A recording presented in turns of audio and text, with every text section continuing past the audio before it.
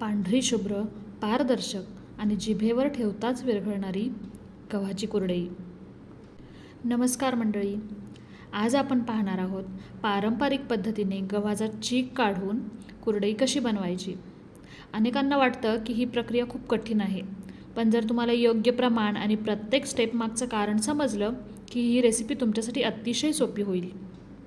Video शेवटपर्यंत नक्की पहा, कारण आज आपण 1.5 किलो गव्हाचा परफेक्ट हिशोब पाहणार आहोत.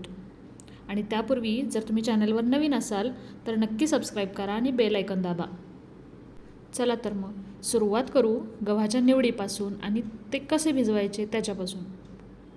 इथे आपण गव्हाच्या कुरडईसाठी 1.5 किलो गहू घेतले आहेत. शक्यतो खपली गहू वापरावेत, कारण त्यामध्ये एक नैसर्गिक चिकटपणा आणि पांढरेपणा जास्त असतो. जर तुमच्याकडे खपली गहू नसतील तर लोकवन किंवा इतर कोणतेही जे मोठे टपोरे गहू असतील ते वापरावे. बरं, गहू घेतले. आता ते गहू स्वच्छ धुवून भरपूर पाण्यात 2 ते 3 दिवस भिजत घालायचे. आणि हो, महत्त्वाची गोष्ट म्हणजे दिवसातून 2 ते 3 वेळेला सकाळ संध्याकाळ यातील पाणी बदलायचे आहे. असे का?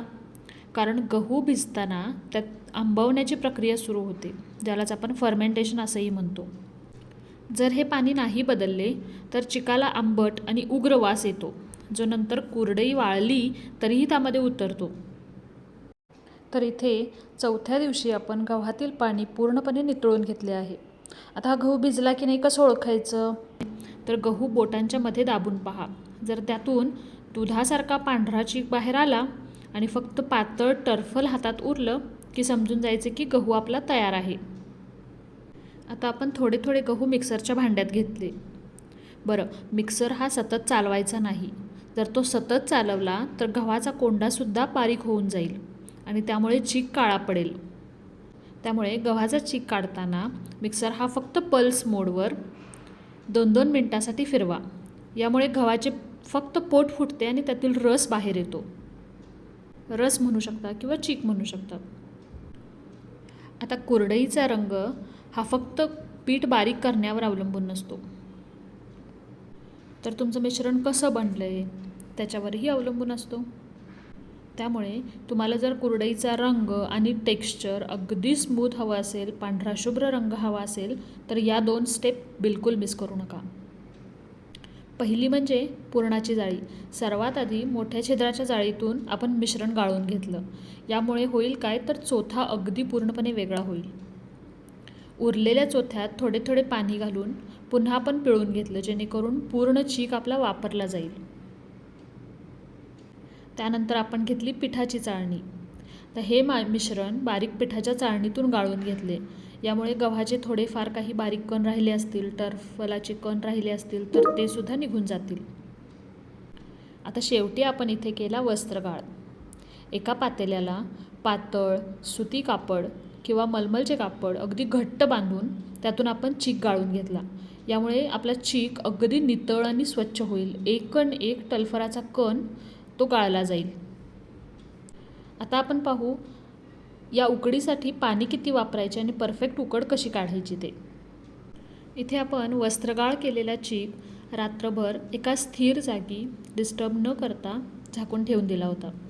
दुसऱ्या दिवशी सकाळी पातेल्यात चिकाचा घट्ट भाग खाली बसेल आणि पाणी वर येईल. हे वरचे पाणी आपण अलगद काढून टाकायचे आहे. आता उरलेला घट्ट चीक एका भांड्याने मोजून घ्यायचा. इथे माझा हा जो डबा दिसला तुम्हाला, तेवढा माझा चीक झाला होता. त्यामुळे मी तेवढंच पाणी उकळण्यासाठी ठेवलं.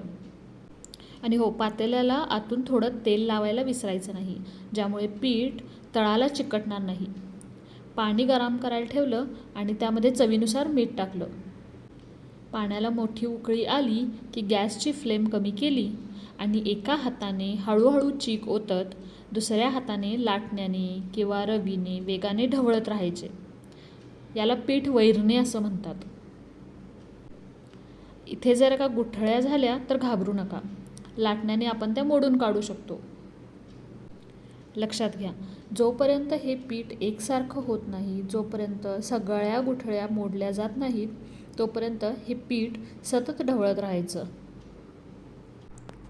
खरं तर लोक म्हणतात की कुरडई बनवणं जिकिरीचं काम आहे आणि ते अगदी खरं आहे. पण जेव्हा तुम्ही स्वतःच्या हाताने बनवलेली ही कुरडई उन्हातून घरात नेता आणि गरम तेलात ती फुलासारखी फुलते, तेव्हा मिळणारा आनंद कशातच नाही. हा केवळ एक पदार्थच नाही, तर ती एक आपली परंपरा आहे. पाहू शकता इथे पीठ एकसारखं झालेलं आहे आणि आपण त्यावर झाकण ठेवून 10 मिनिट चांगली वाफ येऊ देणार आहोत. आता पीठ शिजले की नाही हे कसे बरे ओळखावे? जेव्हा पांढरट पीठ काचेसारखे पारदर्शक दिसायला लागते आणि जर तुम्ही ओला हात पिठाला लावला तर ते पीठ हाताला चिकटणे बंद होते, तेव्हा समजावे की तुमची उकड तयार आहे. जर पीठ प्रमाणात शिजले गेले नाही, जर ते कच्चे राहिले, तर वाळल्यानंतर तुमच्या कुरडयांना तडे जातात, त्या मोडून जातात. त्यामुळे पीठ शिजणे हे तितकेच महत्त्वाचे आहे. आता हे पीठ जेव्हा गरम गरम असते तेव्हाच ते आपण सोऱ्यात किंवा साच्यात भरून लहान लहान वेडे घालत प्लास्टिक पेपरवर कुरडया पाडून घेऊ. उन्हाळ्यातल्या कडक उन्हात 2 ते 3 दिवस छान या कुरड्यांना वाळू द्या. जेव्हा चांगल्या वाळतील तेव्हाच त्या जास्त काळ टिकतील आणि तेलात अगदी छान उमलतील. बरं का मंडळी, ही होती आपली पारंपरिक गव्हाच्या कुरडईची रेसिपी. कशी वाटली ही रेसिपी तुम्हाला? तुम्हीसुद्धा ही रेसिपी नक्की ट्राय करा आणि व्हिडिओ कसा वाटला हे कमेंट्समध्ये नक्की सांगा. आवडला असेल तर मित्रमैत्रिणींना शेअर करायला विसरू नका.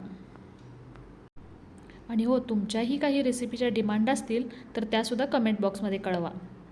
पुन्हा भेटू. धन्यवाद.